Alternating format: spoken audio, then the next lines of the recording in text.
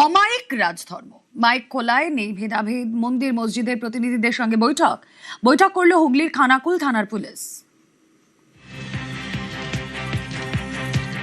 হুগলি গ্রামীণ পুলিশ এবং খানাকুল থানার পক্ষ হইতে জানানো যাইতেছে যে সরকারি নির্দেশ অনুসারে উচ্চস্বরে মাইক বা বক্স বাজানোর ক্ষেত্রে সরকারি নিষেধাজ্ঞা জারি করা হয়েছে। এখন কথা হচ্ছে যে আমাদেরকে বলছে যে এরকম মাইকিং যেটা তোমাদের বাজে আজান হয় 70-এর বেশি যেমন না যায়, তো আমরাও বলেছি যে ঠিক আছে, আমাদের 70-এর বেশি যাতে না যায় আমাদেরকে তার জন্য একটা নথি দেওয়া হোক, ঠিক আছে? তাহলে আমরা সেটা গ্রামের মানুষকে বোঝাতে পারবো, বলতে পারবো। ওই নথিটা কি, যে আমাদের একটা লিখিত একটা ফর্মুলা দেওয়া হোক, তাহলে ওই হিসাবে আমরা চলবো। আর যেহেতু আইন যেটা বলছে, সে আইনের মতে আমাদের চলতে হবে। মন্দির মসজিদ তাদের মাইক বাজানোর নিয়ন্ত্রণ নিয়ে হাইকোর্টের অর্ডার আছে এবং সরকারেরও অর্ডার আছে যে 70 ডেসিবেলের বেশি মাইক বাজানো যাবে না। আমার সেগুলো উনি বললেন যে যদি কেউ তার বেশি বাজে আপনারা রিপোর্ট করবেন, আমরা সহযোগিতা করবো। কিন্তু কয়েকজন আমাদের বলেছেন যে আমরা নিশ্চয়ই সহযোগিতা করব। যে ডিজেগুলো বাজিয়ে সব জল ঢালতে যায় বা বিভিন্ন প্রফেশন হয়, সেখানে ডিজেগুলো এত প্রচণ্ড বুক ফাটানো চিৎকার নিয়ে যেভাবে যায়, আমরা সেটা বলেছি এই ডিজেগুলোকেও নিয়ন্ত্রণ করতে হবে। দুর্গাপুরে রক্তচোষা, স্কুল পড়ুয়াদের রক্ত বিক্রির অভিযোগ, টাকার বিনিময়ে নাবালকদের রক্ত বিক্রি। চাঞ্চল্যকর অভিযোগ অভিভাবকদের, রক্ত বিক্রির কারবারে পুলিশে অভিযোগ। তদন্তে আসানসোল দুর্গাপুর কমিশনারেট, কড়া পদক্ষেপের আশ্বাস অগ্নিমিত্রা পালের।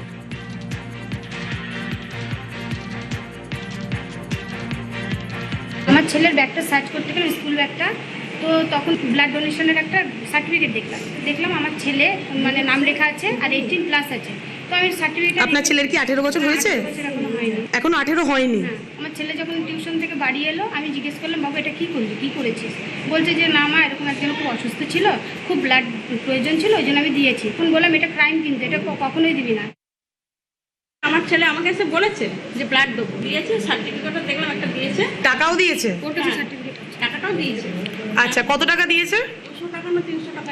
কত তারিখে দিয়েছে ব্লাডটা? তাও হয়ে গেল 2-3 মাস বেশি হবে।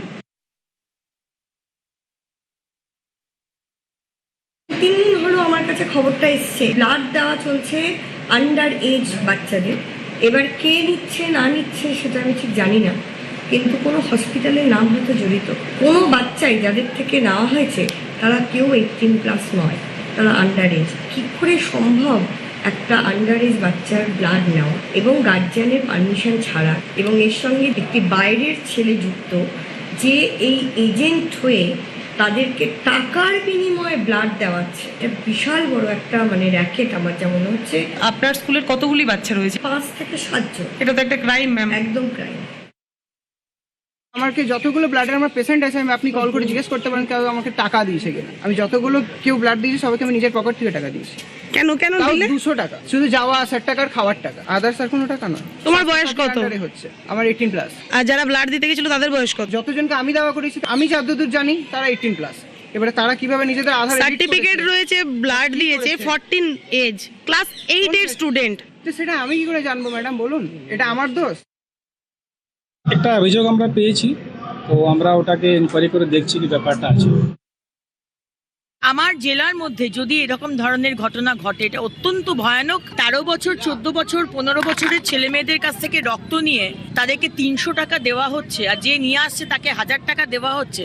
এগুলো কোনো মতেই আমরা সহ্য করব না। স্ট্রিক্ট থেকে স্ট্রিক্টেস্ট পানিশমেন্ট হবে, এটুকু আপনারা ভরসা রাখুন। কোনোদিন রক্ত নেওয়া যায় না। হাসপাতালগুলো নিচ্ছে কি করে, কি ব্যবস্থা নেবে? আমি পুরো তদন্তটা করি, আমি পুলিশকে জানাচ্ছি। যারা দোষী হবে তারা কিন্তু খুব সাংঘাতিক পানিশমেন্ট পাবে। WHO, ওয়ার্ল্ড হেলথ অর্গানাইজেশন, তাদের কি নিয়ম রয়েছে আপনাদেরকে গ্রাফিক্যালি দেখায়। কি হতে হবে নিয়ম? বয়স হতে হবে 18 থেকে 65, ওজন ন্যূনতম 45। বিশ্ব স্বাস্থ্য সংস্থার নিয়ম রক্তদানের ক্ষেত্রে কি, বয়স কত হতে হবে, ওজন কত হতে হবে, এর বাইরে হলেই এটা অপরাধ।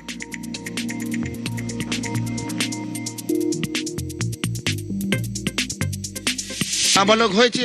আমার কথা হচ্ছে সচেতনতার তো অভাব। দেখুন, চুরি দুভাবে হয়। যারা বাড়ির লোক যারা 15 বছরের বাচ্চাটাকে রক্তদান করালো, আমি তাদের বাড়ির লোককেও ধরে আনতে বলবো। এবার একটা উপহারের প্রলোভনে যদি বাচ্চার জীবনটা আপনি এত রিস্কের মাথায় ফেলে দিতে পারেন, তাহলে আরো বড় প্রলোভন দিলে তো বাচ্চা বিক্রিও করে দিতে পারে না। স্কুল থেকে করেছে বলছে। হ্যাঁ, একটা সব গিফটের জন্য। এখন প্রেসার কুকার গিফটের জন্য 15 বছরকে রক্তদান করে দিচ্ছে।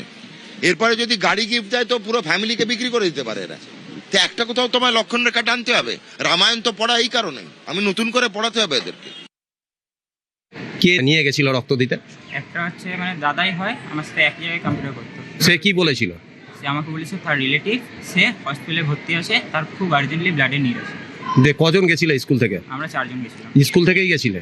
স্কুলের বাইরে থেকে। এর জন্য টাকা দিয়েছিল? আমি টাকা পাইনি। তো হাসপাতাল কর্তৃপক্ষ তোমাদেরকে বয়স এরকম কিছু? বয়স জিজ্ঞাসা করেনি। নিচে বয়সটা জানতাম না কি 18 বছরের নিচে ব্লাড দেওয়া যায় না। গাইডলাইন্সের অনুসারে একটা কনসেন্ট ফর্ম থাকে, যে কনসেন্ট ফর্মটা যে ব্লাড দেয় সে সেটাকে সাইন করে। ক্রাইটেরিয়াগুলোকে ম্যাচ করার পরে আমরা কিন্তু এটাকে ম্যাচ করি। হতে পারে যে এই যে এজের যে ডিমার্কেশনটা 16 ইয়ার্স আর 18 years, it may very difficult to differ. যদি কেউ ফ্রড করছে, কেউ যদি এখন 15 বছরের বাচ্চাকে আমাদের কাছে নিয়ে আসছে 18 ইয়ার্স, এটা কিন্তু আমরা হয়তো ধরতে পারি না। একটা এলিমেন্ট অফ ডাউট যদি থাকে তখন আমরা ইমিডিয়েটলি ওই ডাউটকে ক্লারিফাই করি যে বয়স কত, এই কত। রিসেন্টলি আমরা একটা পলিসি করে দিচ্ছি যে ব্লাড ট্রান্সফিউশনের জন্য ম্যান্ডেটরি আধার বা আরো কোনো এজের ভেরিফিকেশন আমরা করি। দুজনের মনে হয় তারা 18 আর 19 ইয়ার তারা লিখেছে। এই ঘটনাটার পর থেকে আমরা যেটাকে শিক্ষা পেয়েছি এটাতে